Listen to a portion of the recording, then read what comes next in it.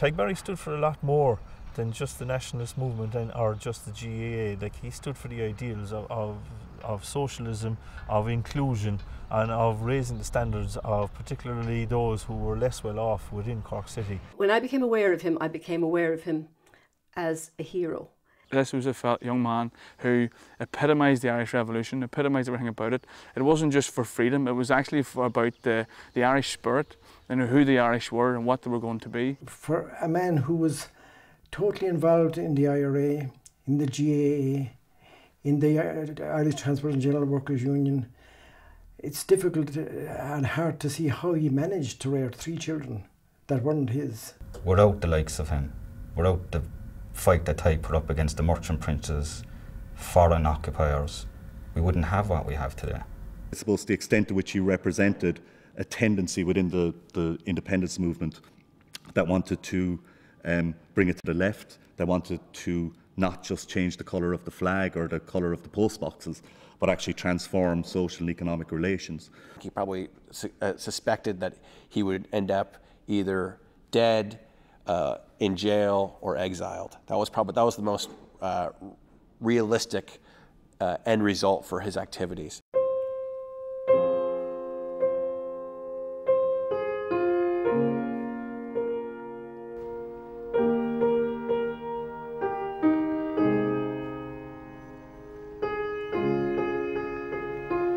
So Tadhg was born in Blarney Street on the north side of Cork City in 1880. Same year as Charles Stewart Parnell was elected MP actually for Cork. So it was into that context of the parliamentary party, Parnellism and all that he was born really and grew up. His father was a cooper, skilled trade at the time. So, they were quite well off relative in working class terms.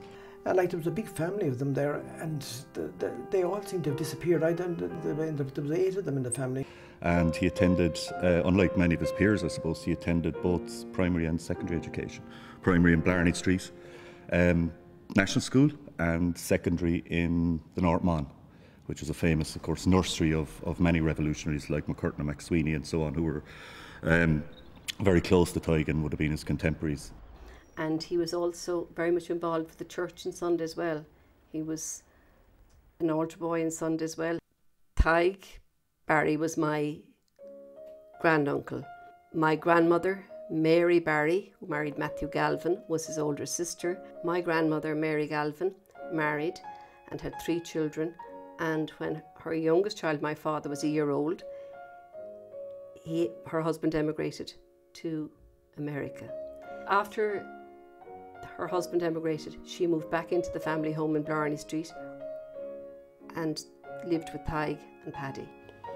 And my father's mother, who was Tadhg Barry's sister, died when my dad was 7 and Molly and Danny were young as well. She died quite young, and he was left then in the care of Tadhg and Paddy Barry, and he reared them, which was marvellous when you think about it in those days, particularly with his involvement in the other stuff. My mother Molly and Eddie and Danny were reared by Tadhg, and in doing so he educated them. They brought them to a stage whereby they were able to go out into the world and earn their living and rear families themselves. But after leaving school, he got a job in the nearby asylum, as it was called then, Eglinton Asylum, Our Ladies, the mental hospital, as an attendant, which would now be a sort of psychiatric nurse, I suppose. And that was a very good job at the time, and a lot of people in that area would have worked in the asylum. It was a massive economic boon to the area.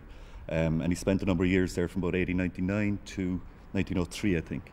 And I think he was active there in the Asylum Workers Union, which was his first taste of trade union politics.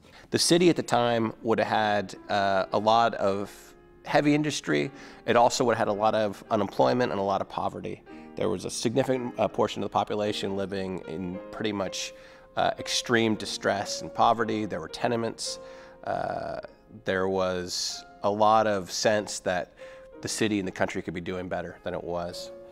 When we're talking about Ireland in Cork in the turn of the 20th century, I think the important thing to remember is that Ireland was an integral part of the United Kingdom at that time, and Cork was one of the main cities of the United Kingdom. So in that respect, I think Cork was predominantly a loyalist town. I mean, there was a lot of loyalty towards the monarchy and the whole concept of a United Kingdom at the time. His first entry into journalism, I think, was with a little magazine or a journal called The Cork Accent, which was set up by William O'Brien, the MP, the Cork MP in 1910. And it was called The Cork Accent because O'Brien split away from the Irish Parliamentary Party led by John Redmond. And the reason it was called The Cork Accent is because O'Brien and his supporters were blocked from speaking at the Irish Party convention. And somebody said that nobody with a Cork accent is allowed to speak. So that's the reason, on that basis, basically, because anyone with a Cork accent would have been an O'Brien supporter who would have been an opponent of the leadership of the party at that time. Cork was divided politically between the Redmondites, led by John Redmond, the Irish Party, nationalists, and William O'Brien's All for Ireland League, which would have been a little more socially progressive, but would have had very similar attitudes about the national question. And those two parties were very much in violent conflict in Cork City. There were faction fights pretty much between party activists and leaders. The general elections were a mess, and Cork was infamous for this very violent and bloody social and political division. And Barry gravitated towards a kind of a Republican movement that was very much in the incubation stage. It was small, it was marginalized, it wasn't very important. And soon after 1910, O'Brien established a daily newspaper called the Cork Free Press, and that was a direct competitor to the Cork Examiner, which was a Redmondite paper, in other words, the enemy in that sense. And he started writing, he became a staff writer on that around 1910, 1911, and he was mainly concerned with GAA affairs. He wrote under the pen name on Tadhg, the left-hander or the lefty or whatever way you want to call it. And I think that was very important in terms of popularising the GAA in Cork in particular, because, as Tadhg himself said, the Cork Examiner was full of Union Jackery and covered the foreign sports, which were rugby and soccer and cricket and so on. And he had a fierce antipathy towards both the Examiner, the Redmondites, and the foreign sports. Tadhg Barry's work as a journalist was vital in this whole era. He wrote weekly columns in the Cork Sportsman, and the Cork Sportsman was a paper that gave great coverage to local sporting affairs, particularly GAA affairs. I suppose the GAA, after it was founded, had a great period where it blossomed for 5 or 6 years, and then it was going quite well up to the time of the Parnell split. It was really only in the first decade of the 20th century that the GAA had its socks pulled up, really, and Cork played a big part in that. Tadhg Barry would have been involved in the background at that time. He had obviously met up with the likes of J.J. Walsh and Sean O'Hagerty, and they were very interested in all things Irish and all things cultural and all things political about Ireland, and they joined an array of associations in which to develop things, and one of those would have been the GAA. J.J. Walsh, who was a comrade of Tadhg's, he led a team that included Tadhg Barry in revolutionising the GAA in terms of its organisation, its administration. One of the first things they did was they introduced turnstiles at championship matches, and this made a huge difference to the resources of the Cork County Board. All of a sudden they had money that was beyond their wildest dreams.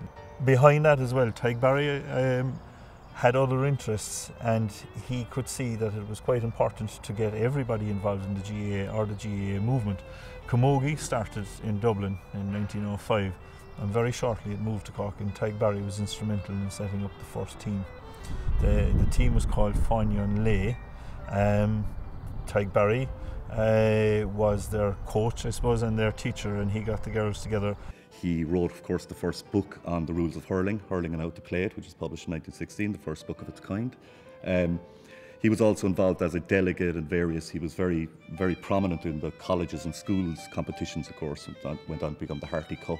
When there was the battle for the hearts and minds of the North Mon school, where the Mon had been a rugby school, and Tadhg Barry in particular would have found this very hard to take, because he was from the Sundayswell area. He would have gone to school in the mine himself, and he would have seen seen it as an anathema that a Christian Brothers school would not be promoting Gaelic games and all things that were Gaelic in that way. Of course, he was delighted when his own school, the North Mon, turned, I suppose, away from rugby in 1916, I think, or around that period, and became a pure GAA school. He was massive in the Cork GAA, rebuilding the Cork GAA. He understood this as a vehicle to get in contact with people and their interests. When you have a hard enough life and sport is a relief for you, he understood that that's where he could get to talk to them. With the foundation of the Gaelic League and the cultural revival, a group of activists kind of formed, a small group, and they had a Republican ethos, Republican outlook, and they went into a whole bunch of different areas. And Barry was part of the core member of this group. They would have been involved in stuff like the Gaelic League, they would have been involved in the GAA, they would have been involved in amateur dramatics with Daniel Corkery. They also started a political party, Sinn Féin. The original Sinn Féin that set up in Cork, it was established in Cork in 1906, and Tadhg Barry was his first secretary. So it was a small group, very much not the Sinn Féin that emerged after the 1916 Rising as the sort of powerful force that won the 1918 election. A small group, of course, centred around Arthur Griffith and his ideas of self-reliance and autonomy for Ireland, and very much pushing Irish industry, Irish manufacture, Irish self-reliance, as the name implies. They also initiated the Fianna Éireann, and they were preparing quietly for possible physical resistance to British rule. So it was very much swimming against the tide for these characters like Tadhg Barry, Terence McSweeney, Sean O'Hagerty, Liam de Rochta, Liam Rochelle, Tomás McCurtain, people whose names become very familiar subsequently, but at the time very small. Now, there was a whole interlink and overlapping sort of network of organisations that they were involved in. It was a small group, but it was a dynamic group. They had picnics, they had dances. It was a chance to meet girls in a time when in a socially conservative period. And the group had a heavy brain power. There were a lot of impressive characters that came out of it. A lot of national figures came out of it. So there was a whole plethora really of organisations, the Ancient Order of Hibernians, American Alliance, and I suppose significantly the secret organisation then that was maybe pulling a lot of strings in the background that Tadhg was a member of, the Irish Republican Brotherhood, the IRB, or the Fenians, who of course were very prominent subsequently in sort of influencing the course of events in the Irish Revolution. Then, of course, in 1912, we had the introduction of the Home Rule crisis. This changed Irish politics forever. In 1913, then, we had the introduction of the Ulster Volunteer Force in the north of the country. To resist, basically, the imposition of Home Rule, as they regarded it. In response, in Dublin, the Irish Volunteers were formed, basically to sort of defend Home Rule, if you like, and to kind of vindicate and assert Irish national rights and Ireland's right to some form of independence. In Cork then, in late 1913, the Cork Corps of the Volunteers was established, and Tadhg Barry was at the founding meeting in the City Hall. Hundreds of people signed volunteer forms and enrolled formally into the Irish Volunteers. Of course, they had to buy their own uniforms, they had to get their own weapons and so on, and it's funny in retrospect seeing ads in the newspapers, for example, for guns and uniforms, and get your volunteer uniform from this tailor or that tailor, badges and so on. So they all dressed themselves, essentially. And really, the volunteers at that stage were seen as a bit of a joke, kind of toy soldiers, chocolate soldiers, in their own uniforms, marching up and down, playing soldier, if you like. And a lot of people regarded, the fight in the trenches, if you like, the first one as real soldiering, and this was really silly stuff. So there was quite a lot of abuse thrown at them and so on. And it should be remembered, when the Cork Corps of Volunteers were established, these men were basically forming a military organisation out of nothing. The only thing they had was their vision.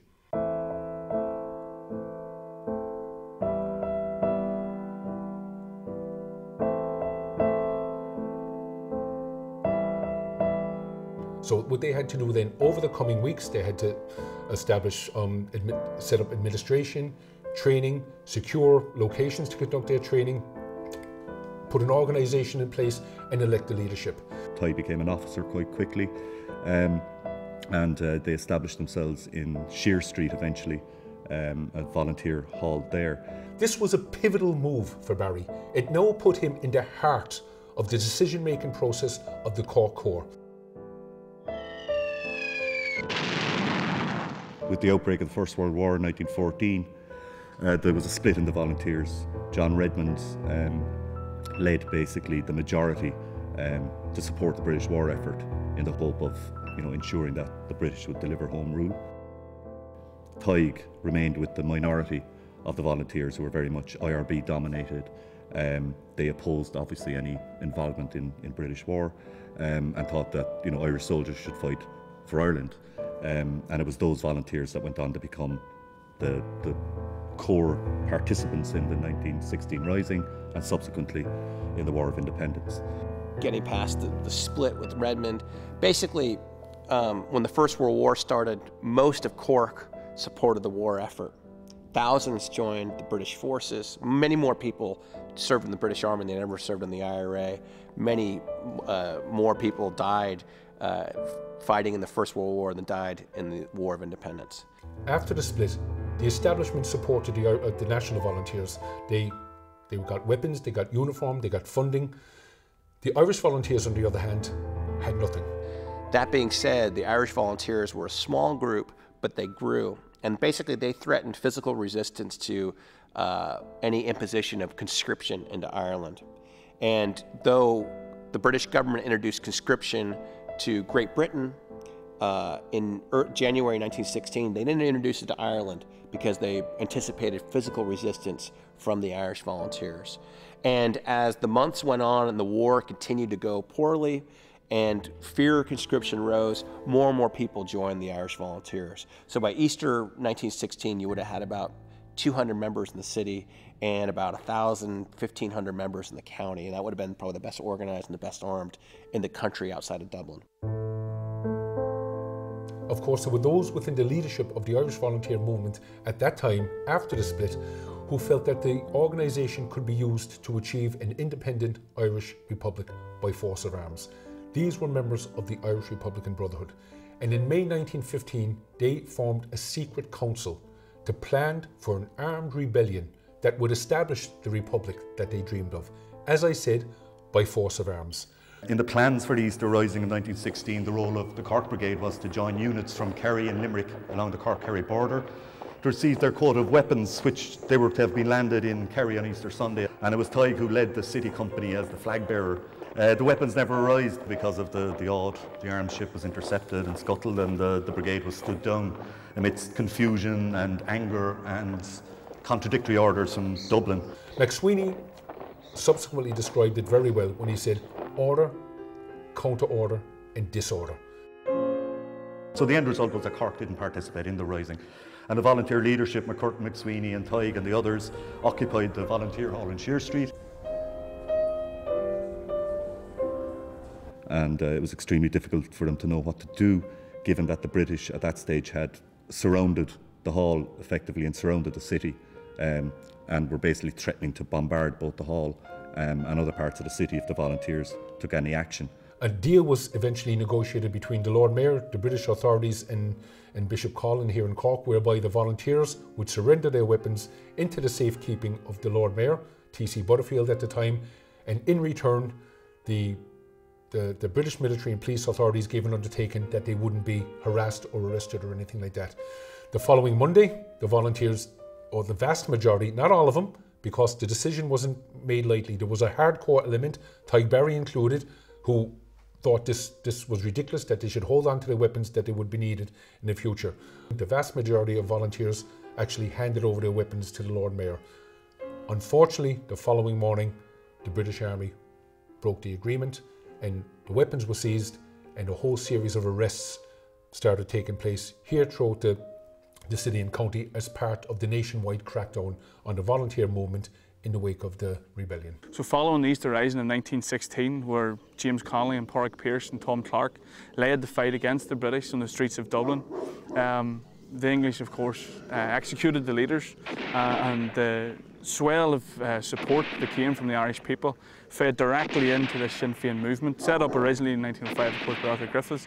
By 1917 and 1918 had become a national revolution.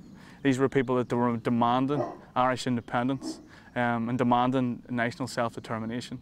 And the time had come now for the Irish to prove to the British that they would no longer be a colony in the British Empire. Different groups that were still retained their cohesion, like in Cork, reorganized after the uprising, and Tadhg Barry was a central participant in that, and was basically the central organizer in the months after the Easter Rising in Cork City and County, and he helped put together back the movement nationally. The advanced nationalist movement really was transformed, and Sinn Féin was transformed into really a kind of a national front or a national coalition of radical nationalists. And it was kind of a two-headed dual strategy with the Irish Volunteers on one side, who were reorganised and eventually become the IRA, and Sinn Féin on the other side. And Barry was involved. Barry moved more from the volunteer military side into the political side, really come 1917, 18, even though he was still, you know, he was still a volunteer and he was still marching and so on. He was mainly making what the British called seditious speeches and so on and so forth in that period. So he moved then more into the Sinn Féin political side. Late 1917, he attended the famous Mansion House conference of Sinn Féin when De Valera was elected head of both the Volunteers and Sinn Féin in October 1917. And the situation in 1918 really was transformative. The threat of conscription, extending conscription where Irish people would be forced into the British Army, was looming. There was an extremely serious food crisis, and there was a People's Food Committee established in Cork that Barry was involved in. So there's lots of things happening in the background that fed into the continuing support for the radicals. Sinn Féin then, with the war looking like it would end as 1918 went on, Sinn Féin were in a very powerful position, and the British tried to hobble their advance really and tried to undermine their credibility and undermine their leadership by arresting 73 leading members, including Griffith and De Valera, across the country in the so-called German plot arrests. It was essentially a cobbled up conspiracy theory that they were involved in planning another rising with the Germans. So they were rounded up and interned on a very spurious basis, and Tadhg Barry was one of only 2 in County Cork who were lifted in that particular swoop, and the only one in the city. So he was sent to prison in Wales and subsequently in England until the middle of 1919. While he was in jail, the whole political situation changed. The war ends, the general election is held in December 1918, and Sinn Féin sweep the boards across most of Ireland, across nationalist Ireland at least. They established Dáil Éireann as a cessationist parliament in January 1919, and it's into this transformed political landscape that Tadhg is released then in early 1919, and he becomes a full-time trade union official, but he also becomes active again in the Sinn Féin movement.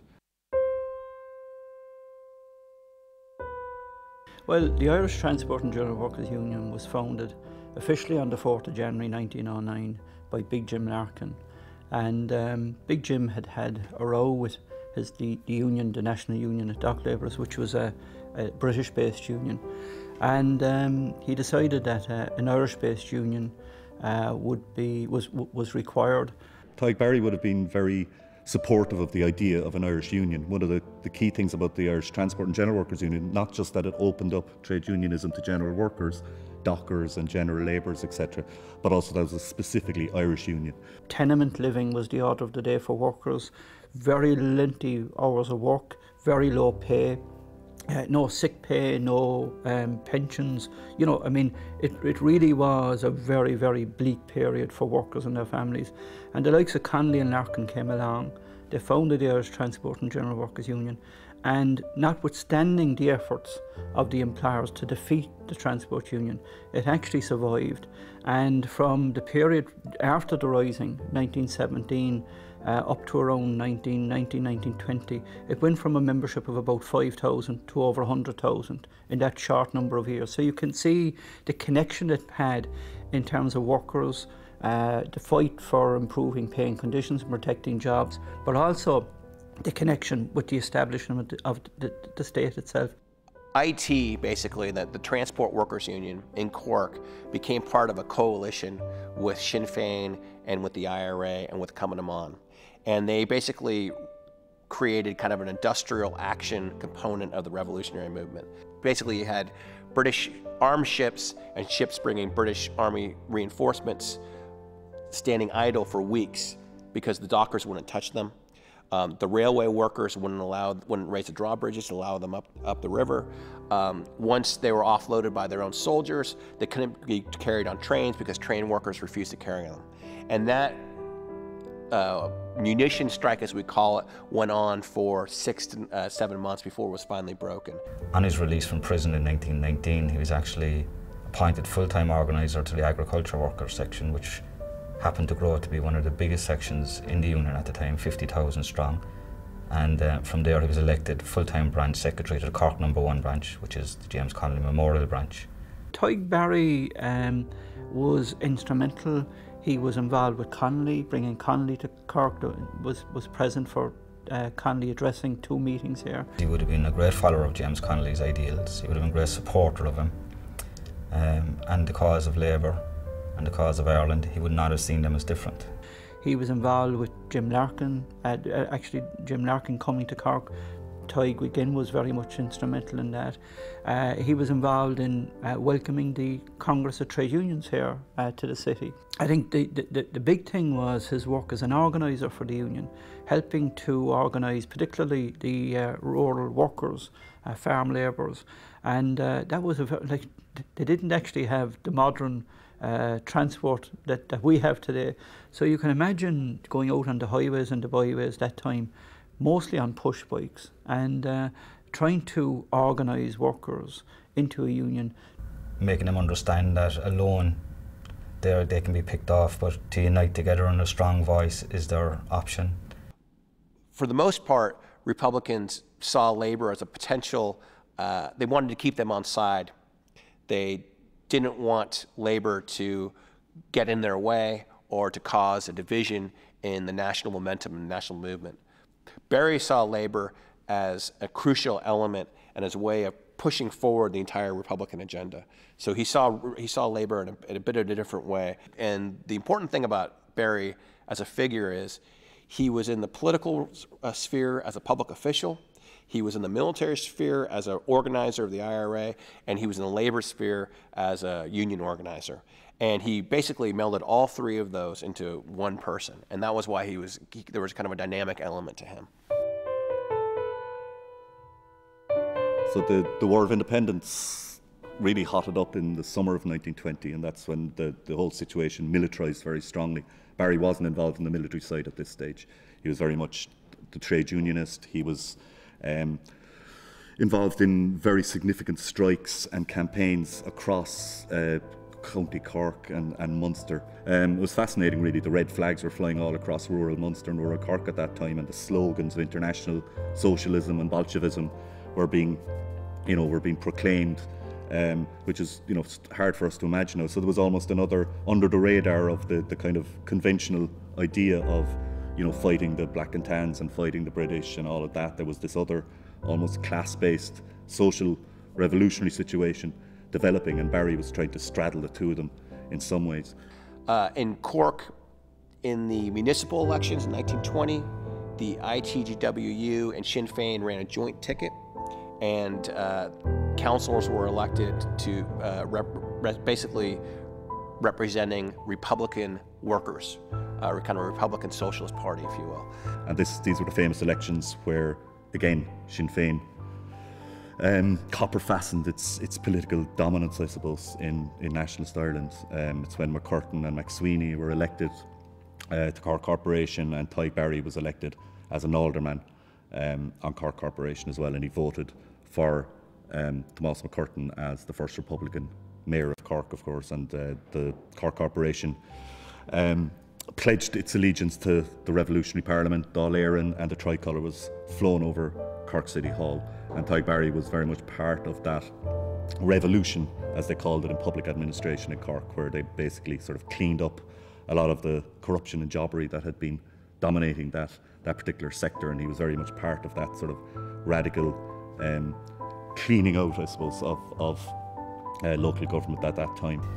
He also understood you must be heard where decisions are made, so he sat on various committees, especially the dwelling for the working class, the allotments committee, the waterworks committee, things like that. And when you look at that, he was looking out for the housing for the working class, making sure allotments were given out fairly, that they could grow their own food. At the same time, he was campaigning at national level within his organisations for workers' rights. While Cork would have been quiet during 1919, all that would change in 1920. In January 1920, the Cork Brigade of Irish Volunteers organised a synchronised attack on two RIC barracks, one of which, Carrigtwohill, was captured, becoming the first actually RIC barracks to fall into the hands of the Irish Volunteers, which by then were known as the Irish Republican Army.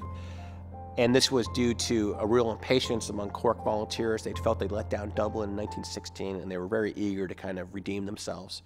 So in January 1920, an IRA offensive started. Of course, the British and the RIC didn't take this hands down.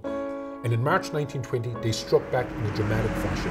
In the early hours of the morning of the 20th of March, a group of RIC men, masked, in civilian clothing, beat down the door of the home of Thomas McCurtain in Blackpool, pushed his wife aside when she answered, rushed upstairs and shot McCurtain, who was then Lord Mayor and officer commanding the Cork Brigade of the IRA.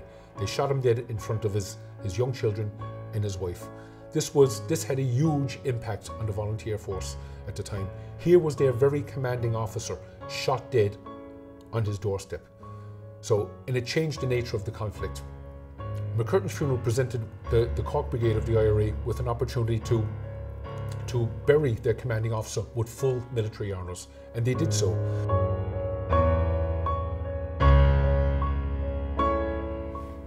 After McCurtain died, Sean O'Hegarty took over command of the IRA in Cork City, and he escalated resistance and violent resistance. And a number of barracks were attacked in the city and in the area around the city. There were a number of assassinations, and the general temperature went up significantly. The campaign that the IRA were waging against the RIC was indeed having the desired effect. Numbers were dwindling and recruits could not be found within Ireland to join the force. The Black and Tans are often perceived as a separate force, but they weren't. They were just British recruits for the Royal Irish Constabulary. But when they came over here to Ireland, there wasn't enough police uniform to go around. So they were clad in a mixture of British military khaki and the dark green, very, very dark green of the RIC, and some inspired with, named them the Black and Tans, after a very famous pack of greyhounds in County Tipperary. Unfortunately, it soon became evident that the Black and Tans failed to have desired effect on the IRA. They proved to be ill-disciplined and ineffective, and far from driving people away from the IRA, they were pretty much driving people into the ranks of the IRA. There was a lot of public support for the movement in general in Cork. But the leaders were young, they were of a lower social class than kind of the city establishment, and there was an aura of gun smoke around them. McSweeney was McCurtain's successor, both as Lord Mayor of Cork and indeed as commanding officer of Cork No. 1 Brigade of the Irish Republican Army. McSweeney was arrested in the 12th of August 1920, taken up to Victoria Barracks, court-martials on charges of sedition, and sentenced to 2 years imprisonment in Brixton Prison. And it was there, as we all know, that on the 25th of October 1920, he passed away after 74 days on hunger strike. So Cork was now in the eye of the storm. In the space of a few months, the city had lost 2 Lord Mayors, who were both commanding officers of the Irish Republican Army. The Black and Tans had arrived, and they were going out their business in a particularly bad way. And in August, we had the auxiliary division of the Royal Irish Constabulary starting to arrive in Ireland. The first unit was deployed in Macroom. And they seemed to have been responsible for a dramatic upsurge in reprisals. And in the weeks leading up to early December 1920, you had Sinn Féin meeting halls around the city burned down, a number of Republican businesses burned down, grenades thrown into businesses, and basically during curfew at night, it was a very dangerous place with troops basically in black and tans basically firing into the air, firing at civilians. A number of civilians were killed on the street. People were run down by lorries. It became a very, very scary place. And with the assassination of McCurtain, Sinn Féin public officials were threatened with assassination by members of the Crown Forces, and members like Tadhg Barry had to go on the run, couldn't sleep at home because they were afraid of being shot in their homes by members of the Crown Forces. So Barry was basically a fugitive for the entire year. Martial law was declared on the 10th of December, and on the following night, a unit from Cork No. 1 Brigade ambushed 2 lorry loads of auxiliaries at Dillon's Cross, just a couple of hundred yards away from Victoria Barracks, wounding 11 and killing 1. For the auxiliaries in the barracks, this was more or less the last straw. And at 9 o'clock that night, they stormed out of Victoria Barracks down to Dillon's Cross and proceeded to set fire to, I think it was about 9 or 10 houses and burn them to the ground. A half hour later, a unit of auxiliaries from the barracks went down into the city centre, aided and abetted by members of the Black and Tans, and proceeded to burn more or less the city centre. They burned Roach's stores, caches, a whole range of shops located in the city centre. It was a horrific night. It was the greatest single act of arson committed in Ireland ever. When the fire brigade attempted to put out the fires, they were hampered and harassed by members of the Crown Forces. Overnight, over 2,000 people were put out of work. 15 million pounds of damage was done by the forces of the Crown, and without a doubt, it changed the loyalty or the outlook of the people of Cork who might have been harbouring one bit of loyalty to the Crown when they saw what the forces of what was supposed to be upholding law and order were capable of doing to their city. Meanwhile, the corporation and Tadhg Barry were, getting on with business, trying to run the city, trying to run the markets, trying to run the various institutions, keep the parks open, keep the roads running. While simultaneously Barry was involved in radical social action with the trade union movement and so on. So by the time the British, by late 1920, the British had decided really to up the ante, and part of their campaign to undermine the strengthening Sinn Féin and IRA and radical nationalist movement was mass internment, and they rounded up thousands of people. For people like Tadhg Barry, who had this public role as elected officials, they were out in the open. They were exposed. The IRA were unknown fugitives, but the elected officials had to go to City Hall and meet. They had to go and appear in public. And it was very, very dodgy for them. It wasn't just a question of getting arrested and going to jail. It was a matter of, you might just be pulled out and shot by the Black and Tans, who had made it clear that they were going to take physical reprisals on leading Republicans. The Republican Corporation, including Tadhg, gathered in Cork Courthouse in January 1921 to re-elect O'Callaghan as Lord Mayor of Cork. The British forces arrived, the police arrived, surrounded the chamber and had the names of 9 councillors, of 11 actually, but there was 9 present, including Tadhg Barry. The names are called out and they were all arrested. No charge, no crime committed. It was absolute, it was just pure emergency powers internment. They were taken to Cork Barracks, then they were taken to Cork Jail, subsequently to Spike Island internment camp, and after virtually 3 weeks put on a steamship and brought to County Down, to Ballykinler internment camp in County Down.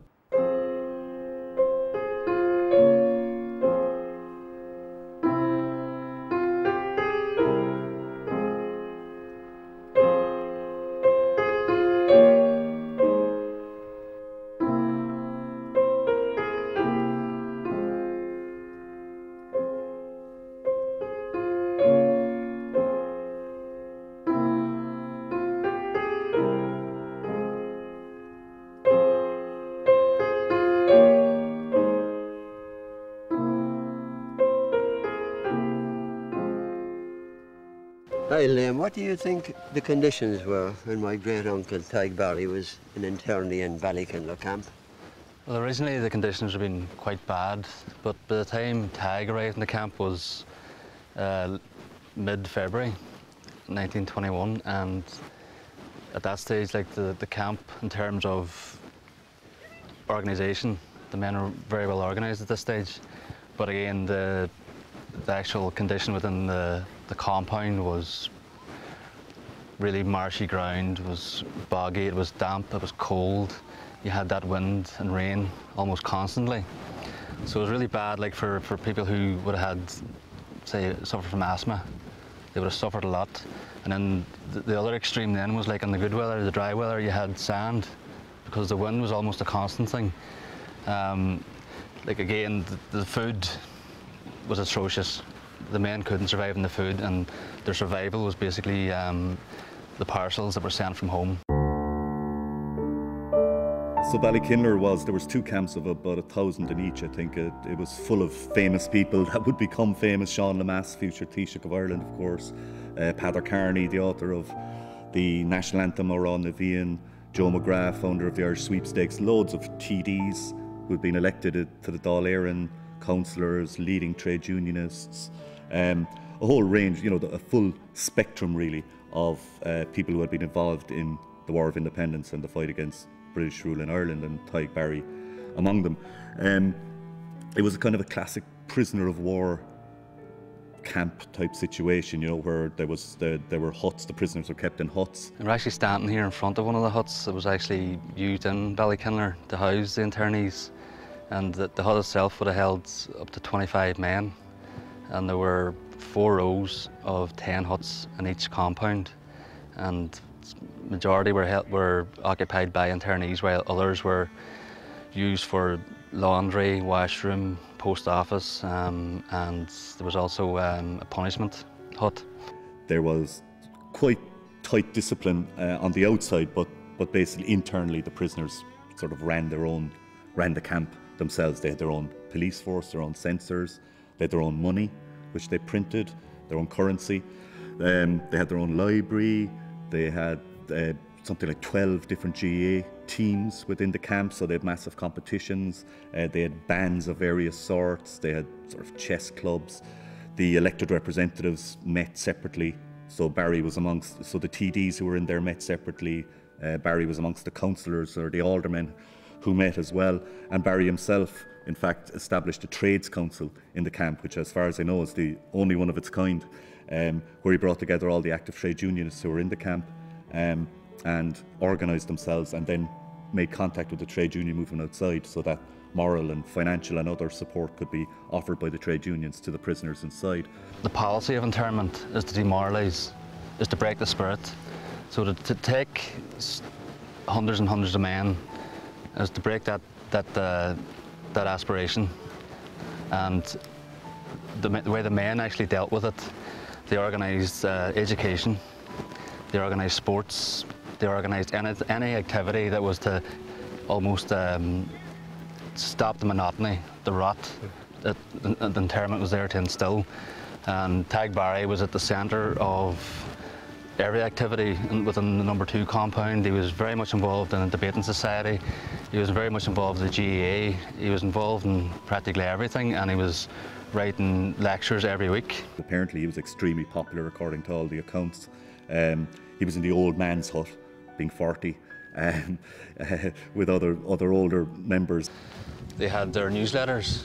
It was Backlash was in the No. 1 compound, and then in the No. 2 compound where Tadhg was situated, you had Barbed Wire, and they often had contributors, you know, with jokes, stories, and all in good humour. There was never ever even a serious situation on the outside would have been made a joke of. And this year was their weekly read, and they were sold, I think it was for two shillings. He reported on the GAA games, so it was the last hurrah, the swan song of on Tadhg in Ballykinler camp. Tadhg was an Irish teacher and taught classes and presented certificates within the camp No. 2 in Ballykinler. And it's people like Tadhg preserved the language and actually promoted it. And as a result, the language probably now is as strong as it ever has been. on May Day, or Labour Day, 1921, he organised just the most fantastic series of events along with his Trades Council comrades, which really again sort of showed the extent to which Tadhg Barry was attempting to infuse Sinn Féin policy and infuse the Irish independence struggle with the ideas of socialism, with the ideas of the rights of labour, with the ideas of social justice, and with the idea that labour ultimately would push to the front and create a workers' republic, which is what he fought for and what he believed in. And the day started off kind of comically because the British were basically opposed to the labour movement, and they basically gave the permission to hold the day on the agreement that no red flags had been flying anywhere in the camp. And of course there was the jokers among the internees. There was anything with red was put up, underwear, shirts, everything. So there was red flags flying all across the camp on May Day, red rags to John Bull, as he described it, because it drove the camp authorities mad, and every time they pulled down a red flag, another one went up. Everyone, even those who weren't socialists, began wearing red ribbons. What he did was he combined in the various events and lectures the sort of nationalist Irish Ireland elements, along with the old Celtic Bealtaine festival elements of sort of carnivalesque, you know, dressing up and all of that sort of stuff, with serious socialist messages, with emblems and flags, with the singing of the red flag, along with our own Navíon and so on.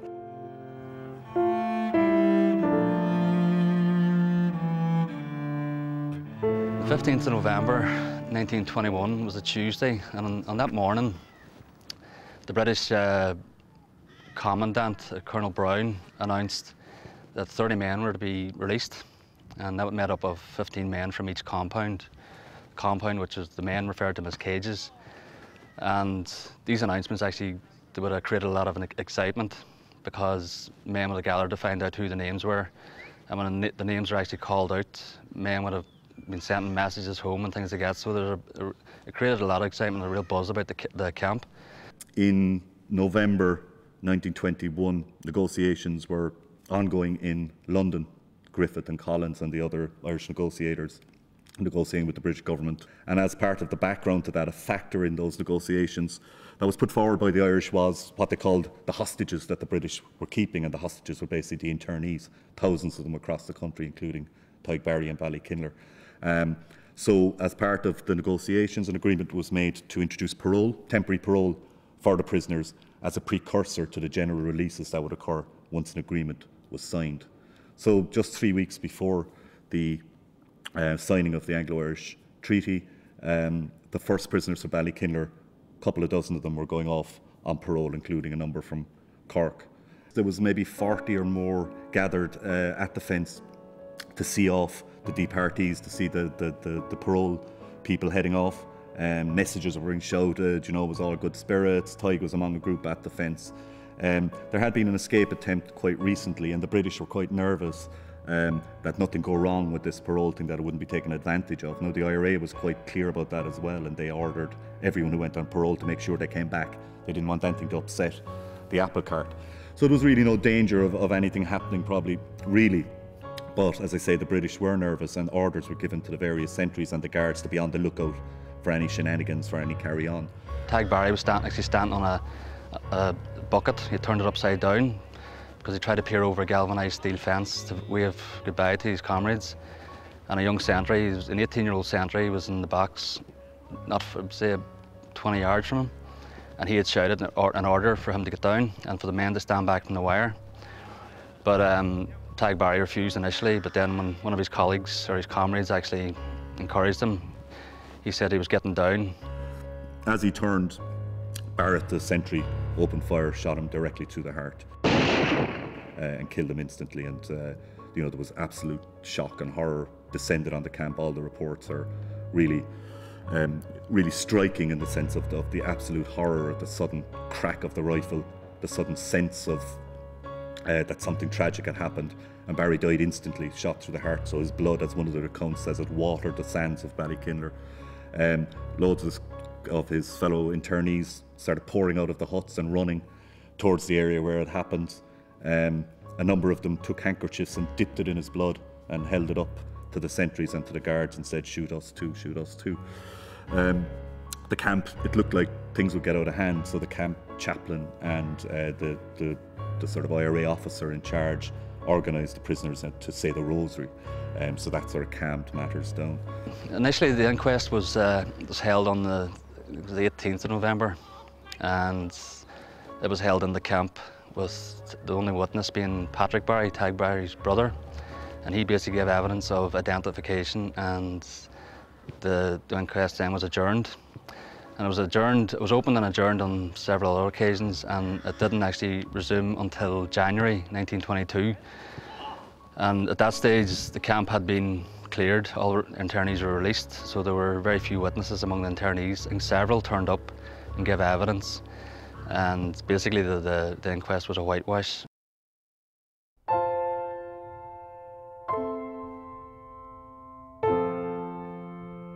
What's striking really, and from all the accounts, is how the nature of his death affected everybody, and of course the timing of his death. The fact that 3 weeks later, basically the gates were thrown open and all the internees were released.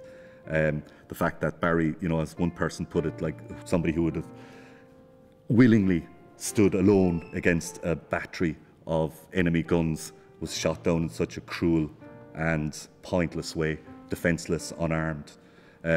And it's really striking the extent to which it had an effect, not just on the internees, but on nationalist Ireland and on the Republican movement and on the Labour movement across Ireland in general. It's absolutely astonishing, the national reaction that occurred.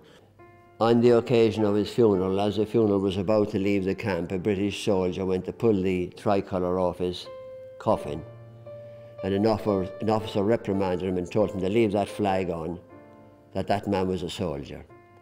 And the flag subsequently stayed on his coffin all the way through the north, into Dundalk and all the way to Cork.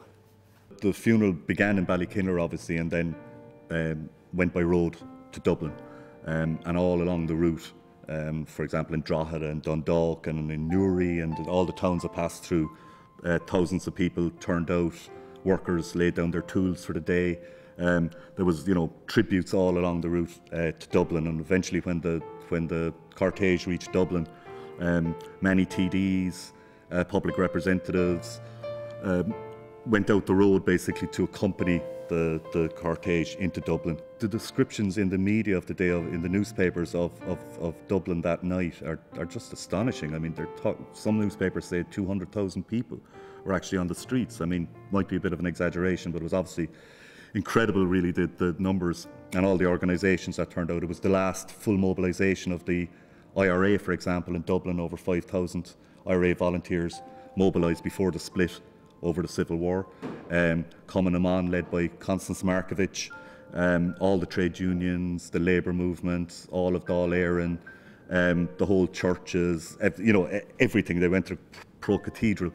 And the following day, Michael Collins returned from London from the treaty negotiations, and he accompanied Barry's remains to the train station, as did many other TDs. And the footage we have from the Pathé newsreel of Barry's last journey is very striking, to see the kind of who's who of Republican leaders following his coffin, including Collins, W.T. Cosgrave, who would have been on the pro-treaty side very soon of the treaty split in the Civil War, along with Harry Boland, Cathal Brugha, and many of those who would have been on the anti-treaty side.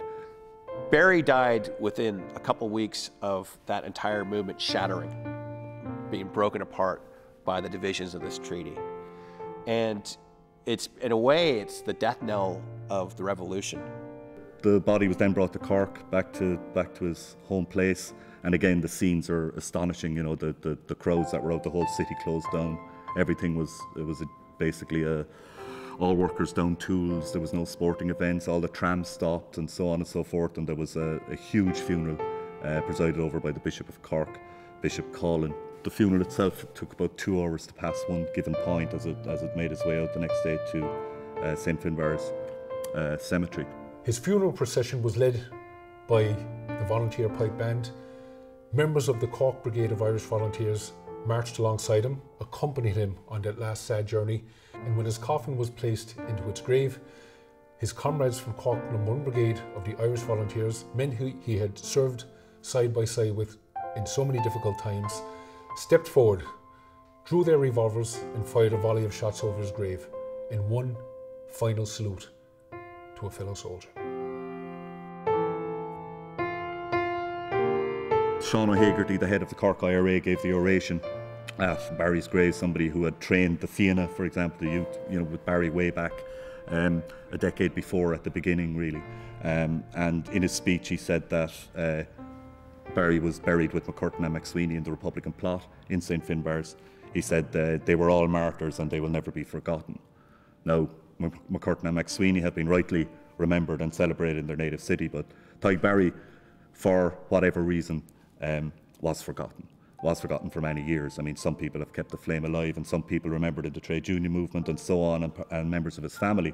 But in general terms, it's incredible the extent to which somebody whose funeral and whose death was such a national event, for somebody who was so prominent in such a range of areas, that he could be so quickly forgotten. Well, I suppose it is important to remember the people that went before, and I know there's a group of houses called Tadhg Barry Place up off Cathedral Road, and I remember my father being very proud at the time when those houses were named after him, because it was kind of the only recognition really. And I think there's a room in Connolly Hall as well named after him, and I know that my parents were invited to that at that time, Well, I think we need to appreciate the struggle that went in to build the country really, and I suppose it's easy for them to be forgotten, Well, I think it's a shame that his memory was forgotten. I think possibly because he died just before the state was established. So perhaps if he had lived longer, he might have entered into politics, because he didn't have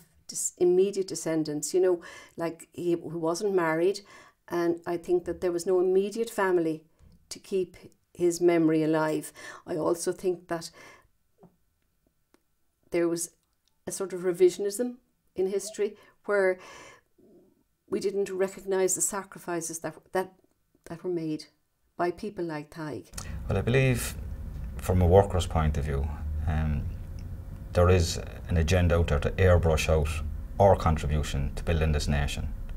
It really is a travesty in terms of the contribution that he made to the city, to the country, to the labour movement itself, and indeed to the value system that we try to promote. And for that reason, I really sincerely hope that his memory and the work that he pioneered can be brought back to the fore, that it can be brought into our schools, that the city itself will celebrate the richness of his contribution. Looking back on the life and times of Tadhg Barry, I think I could say he was in many respects a man for all seasons. He was a man who believed that Ireland would be a better place outside the British Empire. He was a man who believed in an Irish Ireland. He was a man with a great sense of social justice. He was a leading trade unionist, he was a journalist, he was a sportsman and a leading member of the Gaelic Athletic Association. But he was also a soldier who was prepared to put his life on the line for his belief, for his vision of an independent Irish Republic. And indeed, he did lay down his life for that vision. He did lay down his life for the independent Irish Republic that he dreamed of. So Tadhg Barry was a part of a remarkable generation, really, in terms of the revolution that they carried out, from very small beginnings as a tiny minority within the city of Cork, within Ireland generally. They basically came to power in most of Ireland and managed to, defeat effectively, or partially defeat at least, the most powerful empire on earth. What I like about Tadhg Barry is he was really funny.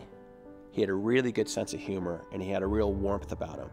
And he was popular within all elements of the movement, not just because of his political leanings, because of who he was personally. He always appealed to people's kind of best side, and he cheered people up just through this kind of absurd sense of humor he had and this kind of inner warmth that he shared. So he was a community man, a trade unionist and a political leader, a journalist, a poet and a scholar, an amazing man. And we're delighted within our club and proud that our pitch here has been named Memorial Park in memory of Tadhg Barry. He was a man of integrity that fought for Irish liberty, for the establishment of Gaelic games, for the promotion of the Irish language, for the labour movement. All of those ideals are still absolutely relevant today. Well, Tadhg Barry's idea will never go away, and in the state Ireland is in today, they should be looking to people like Tadhg Barry and his idealistic view of the labour movement and of socialism to pull us out of the hole we've got into. The level of equality, the level of social justice, the actual level of sovereignty and control over our own affairs that exists in Ireland today would really not be what Tadhg Barry gave his life for effectively. I'd say he would be horrified with some of the developments politically over the past number of years.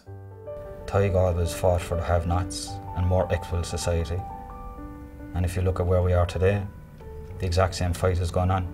I think if we had the values that Tadhg Barry and the labour movement pioneered during the Celtic Tiger years, we would never have ended up in the unmerciful mess that we have today due to the lack of regulation of the banking sector and the financial sector, the greed that was associated with developers, and all of that has left a legacy of debt on us and our children and indeed our grandchildren, which, you know, would never have occurred, never, if the values of the likes of Tadhg Barry and Connolly and Larkin had been espoused and taken on board during those periods.